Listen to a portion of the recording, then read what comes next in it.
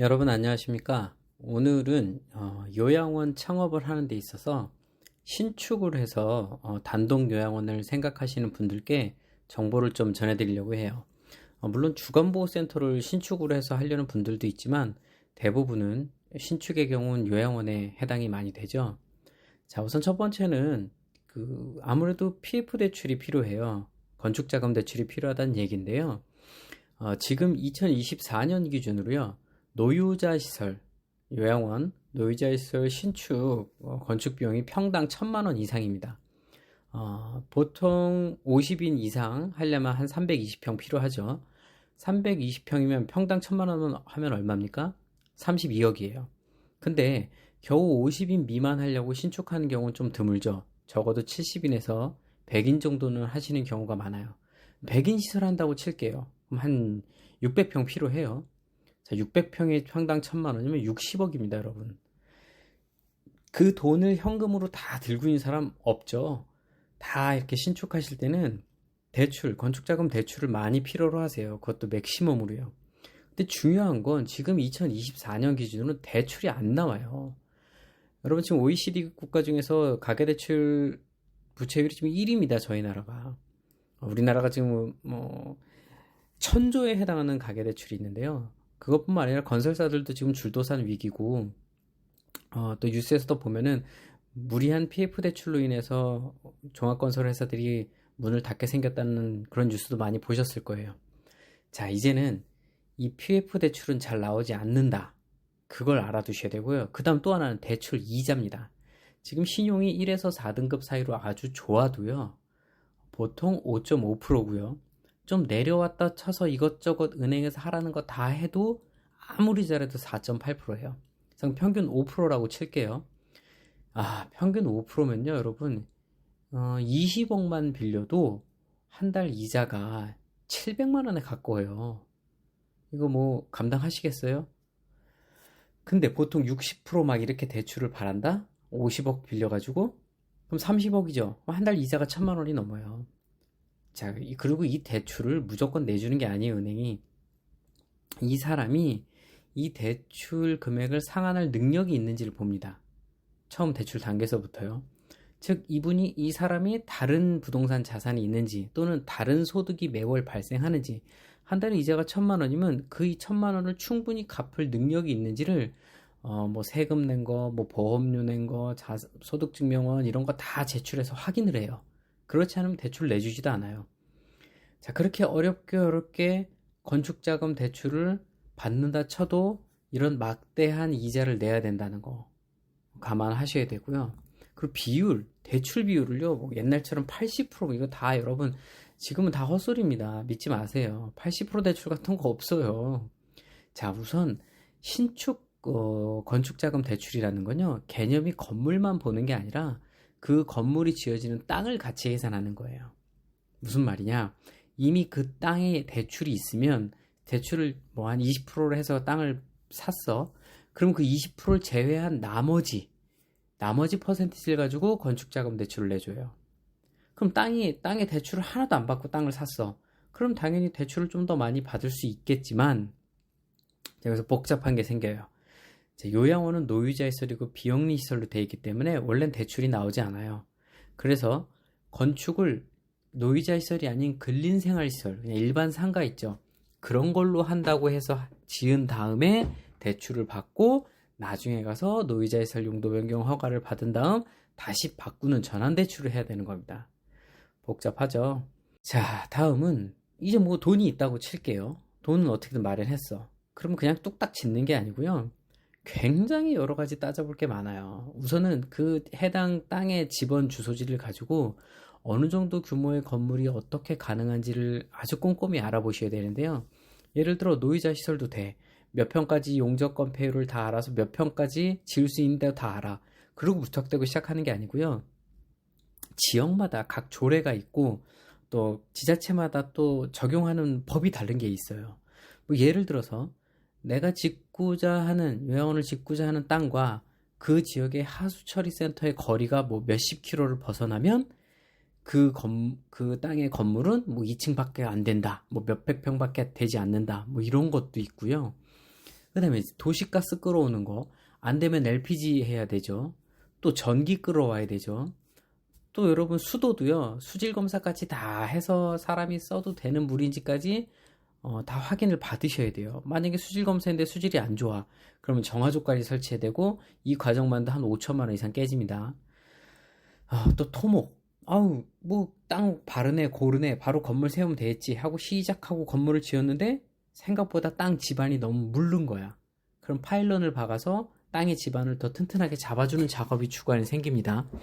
자, 이런 식으로 내가 생각하던 거 외에 이렇게 많이 변수들이 생겨나요. 근데 그 변수의 범위가 단순히 몇천 단위가 아니라 몇 억 단위, 수천만 원 단위로의 변수가 업돼 버리니까 굉장히 힘든 거예요.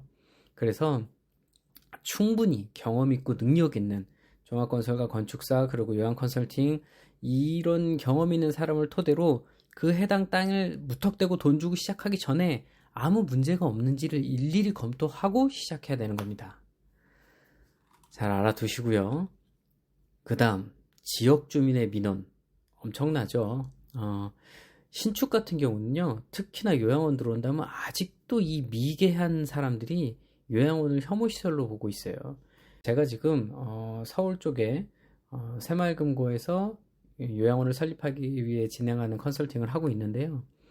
그 주변 아파트, 그 근처 아파트 주민 중 하나가 굉장히 선동질을 하면서 무슨 여기 요양원에 들어오면 아파트 값이 떨어지네. 대로변에 있는 건데 그냥 중심가. 그리고 뭐 요양원에서 죽은 사망자의 영혼이 아파트를 떠도네. 뭔가 말 같지도 않은 매일 밤 앰뷸런스 소리에 잠을 못 잘 거라네. 아주 온갖 말도 안 되는 소리를 다 갖다 붙여가면서 이 요양원을 반대하려고 그래요. 근데 목적이 뭐겠어요? 이 거지 같은 것들이 다 돈 달라는 거예요. 다 무슨 마을 개발비를 달래느니, 우리가 민원 그만 넣을 테니까, 뭐 좀 돈 다 요구하는 거예요. 참, 왜 그렇게 사는지 참 거지 같습니다. 예? 이 안타까운 게 다 적법한 절차에서 건축 시공 승인을 받고 진행을 하는 거잖아요. 그렇기 때문에 짓는 건 무리가 안 돼. 근데 이상한 게 민원을 넣으면요, 주변에서 공사가 일단은 스톱돼요. 그 민원을 해결하기 위해서 또 스톱 계속 연장되는 거야. 당연히 요양원을 설립하는 쪽 입장에서는 공사 기간이 길어진 비용도 많이 로스가 일어나고 불편한 점이 많이 생기죠. 그래서 이런 민원에 대처하고 그 지역에서 이런 요양시설에 진입하는 거에 대해 아주 민감하게 반응하지 않는가라는 것도 많이 따져보셔야 돼요. 그리고 무턱대고 된다고 가시면 안 되고요. 이 땅에 노이자 시설이 돼 라고 해서 무턱대고 가는 게 아니라 혹시 그 주변에 무슨 왕릉이 있는지, 무슨 문화재 또는 관광 또는 뭐 산업단지로 지정되어 있진 않는지, 이렇게 다 건축가뿐만 아니라 도시지역개발가 등등도 일일이 따져보셔야만 합니다. 자, 그 다음 세금. 맞아요. 요양원을 하기 위해서는 취등록세가 면제돼요. 100%입니다, 이거. 아직도 이 세정과에서 우겨대는 무식한 주무관들 많아요.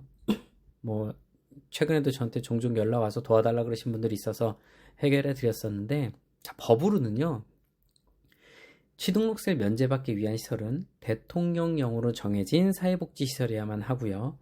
요양원은 정확히 대통령령으로 정한 노인 의료 복지시설이 명칭입니다. 자, 그리고 또 하나 조건은 입소비가 무료일 것이에요. 자, 근데 요양원은 100% 무료 아니죠. 본인 부담금 있잖아요. 그래서 법상에 뭐가 있느냐? 80%까지 무료일 것이에요. 자, 요양원은 본인 부담금이 20%까지만입니다. 가난한 사람은 12%, 8% 이렇게 나뉘고요. 20%를 넘는 본인 부담금은 장기요양보험 제도상 정해져 있지 않아요.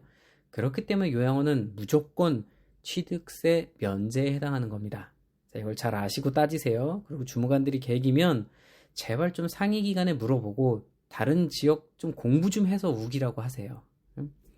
자, 그리고 건물을 지을 때는요, 여러분, 땅을 살 때의 부동산 취등록세도 면제지만 건물을 딱 짓고 또 취등록세가 발달해요. 그 발달한 취등록세도 면제입니다. 잘 알아셔야 돼요. 그리고 이 취등록세를 면제시켜주는 기간이 있어요. 근데 무한정이 아니라 1년인데요. 내가 여기 요양원 지을 테니까 나 취등록세 나중에 낼래? 안 낼래? 이렇게 딱 하고 1년 안에 영업을 해야 돼요. 여러분 1년 안에 다 건물 짓는 거 아닙니다. 명심하세요. 1년 안에 허가를 득해서 영업을 해야만 인정입니다. 그 기간이 지나가면 그럼 어떡하냐? 취등록세 내셔야 합니다. 그렇게 해서 몇 억을 내시는 분도 봤어요, 제가. 자, 잘 알아두시고요. 다음, 관리 필수, 관리인 필수. 여러분 아시다시피 요양원에서 관리인을 필수 인력을 두려면 50인 이상 시설이 돼야 돼요. 근데 요양원은 신축이 됐던 100인이 됐던 상가에 하든 처음엔 29로 시작하죠. 왜냐면 그래야 필수 인력이 딱 최소 인력으로 시작되니까요. 근데 신축으로 단독으로 지어버리면요. 오픈하자마자 관리인이 있어야 돼요. 인건비가 당연히 더 나가죠.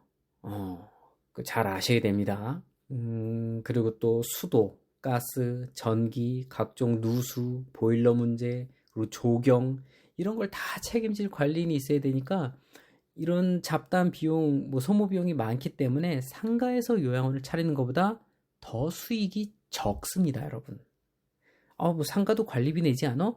물론 내죠. 근데 상가 관리비는 나 혼자 내는 게 아니라 집합상가이기 때문에 다른 여러 입점자들이 나눠서 함께 내는 거잖아요. 내가 신경 안 써도 잘 하잖아요. 근데 단독 내 건물은 내가 신경 써야 돼요. 내가 혼자 돈 다 내야 되고요. 이 점을 좀 잘 알아두셔야 됩니다. 방금 말씀드린 대로 꼭 이런 조경이라든지 어떤 시설물을 관리하기 위한 그런 부분에서 로스 때문에 수익이 상가형보다 적다. 단순히 이런 개념은 아니에요. 다른 것도 있어요. 지금 단독형은 당연히 아파트 옆에 있거나 중심 상권에 있지 않잖아요? 그러면 이 중심 상권과 주택단지에서 좀 떨어져 있단 말이야. 교통편이 없단 말이야. 내가 정말로 딱 내가 지은 신축 요양원이 바로 앞에 버스 정거장 지하철역이 있는 그런 거겠어요? 그렇진 않겠죠. 수천억 들여서 그렇게 하는 사람은 없잖아요. 자, 그러다 보니까 직원들이 어떻게 해요? 다 차가 있어야 되거나 아니면 셔틀을 이용해 줘야 되거나 아니면 옆에 기숙사를 지어서 거기서 잠을 잘 수 있도록 배려를 해줘야 되거나 그럼 또 식비도 나오죠. 자, 뭐가 됐던 일반적으로 중심 상권에 있는 상가에 차리는 것보다 돈이 훨씬 많이 들어갑니다, 여러분. 잘 아셔야 돼요. 수익이 덜할 수밖에 없다는 거 잘 아셔야 되고요. 자, 그러면 단독형 시설의 미래. 제가 오늘 찾아온 고객분, 상담했던 고객분들이 황당한 소리를 듣고 오셨더라고요. 지금 우리나라에 직접 컨설팅을 한다고 하는 모 업체들이 이런 얘기를 했대요. 앞으로 무조건 단독형이 뜬다. 무조건 단독형이 뜨고 신축을 해야 된다. 응? 상가형은 다 죽는다. 이렇게 말을 했대요. 저만한 좀 재수없게 들리실지 모르지만 우리나라에 저만한 전문가는 없다고 저는 자부합니다. 그런데 불구하고 저는 이 반대의 주장을 항상 하는데요. 여러분, 우리나라는요, 향후 다가올 20년, 30년, 아니 불과 10년 뒤 미래만 봐도요, 인구가 급격히 감소하고 전체 인구의 거의 40% 이상이 노인이 되고 저출산이 지금 이제 0.6대에 들어서요. 어마어마한 나라입니다. 지금 대한민국이 전 세계에 유례가 없어요. 이런 나라가. 지금 왜 이 얘기를 하냐면 그렇게 하면서 문제되는 게 뭡니까? 바로 지방도시 소멸 그리고 국가 소멸 위기 1위예요. 전 세계적으로. 단독은 다 어디 지어요? 어떻게 됐든 지방에 짓죠? 경기도에 짓는다고요? 예, 하지만 경기도에서 중심가에 짓는 거 아니죠? 경기도 안에서도 짜투리, 약간 구석진데 짓게 돼 있죠? 그 주변에 민가 많습니까? 그 주변에 사람들 많아요? 아니죠? 여러분, 당장은 노인이 찰 수도 있어요. 제가 말하지만 노인이 많은 곳을 찾지 말고 젊은 사람이 많은 곳을 찾으십시오. 노인이 많은 곳에 당장 1, 2년은 입소자가 찰 수 있지만요. 그 다음 세대가 없습니다. 입소자가 없어요. 그 도시 자체 사람이 없어져요. 결국 단독으로 수십억을 들여서 내가 건물을 지어놔도요. 그 건물은 요양원 아니면 앞으로 할 수 있는 게 없어요. 그리고 그 주변의 주민들은 다 사라지고 없어지고 어떻게 할 겁니까? 그거 어떻게 할 거예요? 자기 혼자 꿍꿍? 팔리지도 않죠. 예. 하지만 여러분들이 중심 상권이나 이런 데 있는 상가를 사서 요양을 했다고 쳐보세요. 요양원이 망할 리가 있습니까? 주변에 인구가 계속 유지되는데? 그리고 요양원이 어찌어쨌든 망했다 쳐. 그래도 상가는 임대를 줘도 되고, 그냥 팔아도 되고, 쉽게. 이렇게 활용도가 높잖아요. 단독형, 신축형이 미래라고 주장하는 사람들은요, 종합건설 회사랑 짝짝꿍 해서 수십억, 응? 고객한테 그렇게 들여가면서 돈 벌 목적밖에 없는 거예요. 아무런 전문성도 객관성도 없는 소리예요, 그거는. 여러분 잘 판단하시길 바랍니다. 제가 오늘 신축 요양원 창업에 대해서 부정적인 얘기들을 많이 드렸는데요. 자, 여러분 2024년 기준으로 신축 요양원은 부정입니다. 돈이 너무 많이 들고 대출도 나오지 않고 지어도 향후 10년 아니 5년 안에 그 건물만 끌어안고 굶어 죽을 사정이 생길 수도 있습니다, 여러분. 이렇게 무리해서 신축 요양원 창업에 접근하지 마십시오. 이 영상을 보시는 분께서 돈이 많다면 그러면 뭐 말리진 않겠습니다. 감사합니다.